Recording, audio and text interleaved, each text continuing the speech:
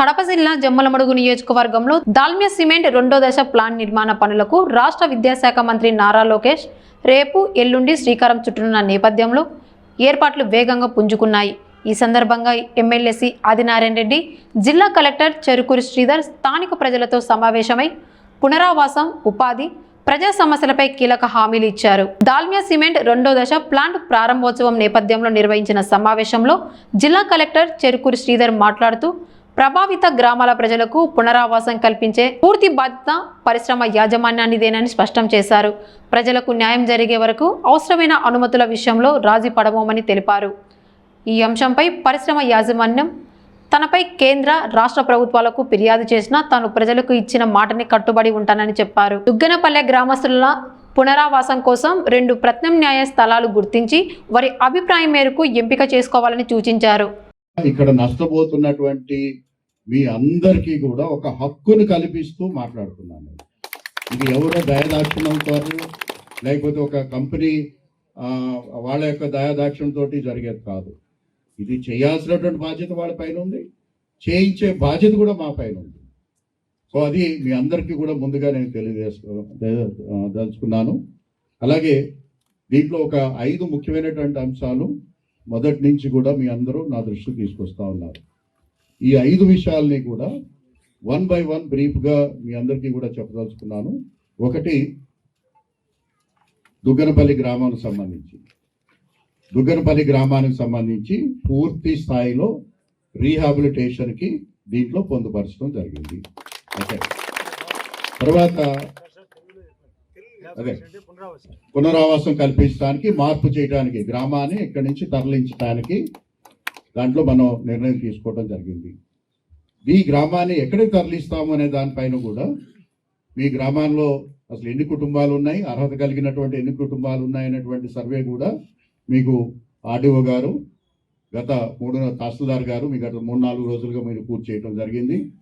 అలాగే ఏ గ్రామాన్ని ఎక్కడికి తరలించాలనే దానిపైన కూడా మీ గ్రామానికి ఒక 2 ఆప్షన్స్ కూడా భూములను ఐడెంటిఫై చేసి మీకు ఇవ్వటం జరిగింది.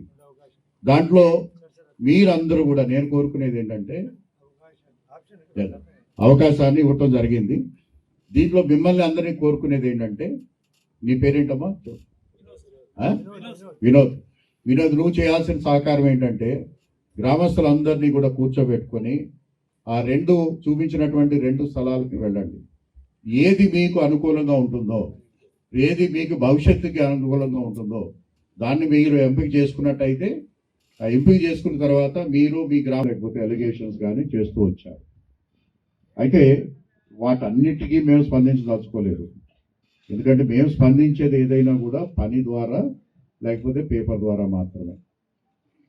ఆ రోజు ఏదైతే మీ అందరి ముందు మీ అందరి తరపున నేను ఏదైతే మాట్లాడటం జరిగిందో, ఆ మాట్లాడటానికి కావలసినటువంటి కమిట్మెంట్ కంపెనీ తరపు నుంచి ఖచ్చితంగా నాకు రిటర్న్ కమిట్మెంట్ ఇస్తే తప్పించి నేను మీ దరఖాస్తుని కడప కలెక్టరేట్ నుంచి ఢిల్లీకి పంపించను అని దగ్గర 3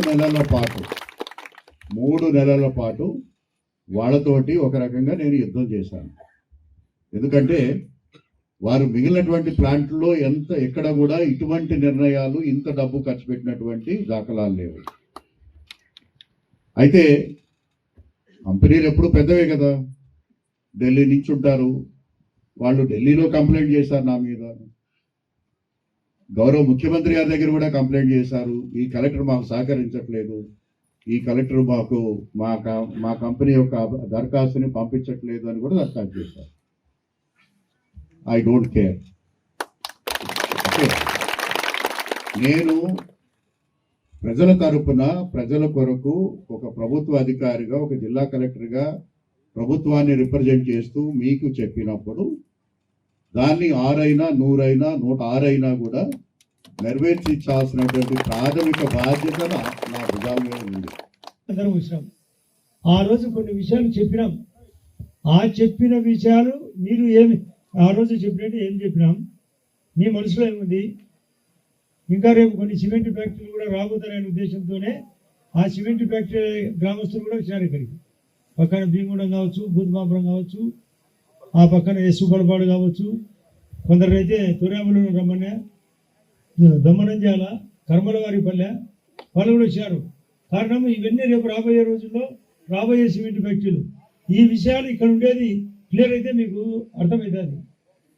ఇప్పుడు ఏం చర్చ జరిగింది, ఈ చర్చలో ఉపయోగం ఏంది, రేపు మేము ఫ్యాక్టరీలు పెడితే మేము ఎట్లా లబ్ధి పొందాలా, మీ మనసులో మాటలు కూడా కనుక్కోవాలనే ఉద్దేశంతో ఈ చర్చ వింటే ఆ చర్చకు దారితీస్తుంది. దానికి అందరినీ రమ్మనేది. ఇది 100% పూర్తి చేస్తేనే వాళ్ళ ఫౌండేషన్కు ఉంటుంది, లేకుంటే ఫౌండేషన్ జరగదు. మీరు అనుకునే కోరికల కంటే నేను మళ్ళీ చివరిలో మేము మాట్లాడతాం. కాబట్టి ఫస్ట్ స్వేచ్ఛ, మీరు క్లియర్గా మాట్లాడండి. మీరు మోమాటపడి మాట్లాడకపోతే మీరు ప్రిపేర్ చేశామా రామజన్? అందరినీ ఏమేమి అడగాలా, ఏం కథ, వాళ్ళు నిన్న రామ్ సుబ్బారెడ్డి మరొకరు విలేకరుల సమక్షంలో ఉన్నారు. వాళ్ళు ఏం చెప్పినారు అది ప్రిపేర్ చేయించినాం. ఆ రోజు 27వ తేదీ మార్చి 27 పోయిన ఈ 2025 ఏం జరిగింది, పక్కనే దుగ్గనపల్లె బాధ్యత ఎంత, ఉద్యోగాలు రేపు ఎట్లా, స్కిల్ సెంటర్ ఎట్లా, చదువు అయితే ఎట్లా, ఆరోగ్యం అయితే ఎట్లా, ఆ నవాబేటకు పక్కన పోయేటప్పుడు కిందకు భీముడం పోయేదానికి దానికి రైల్వే ట్రాక్ అడ్డం వస్తుంది.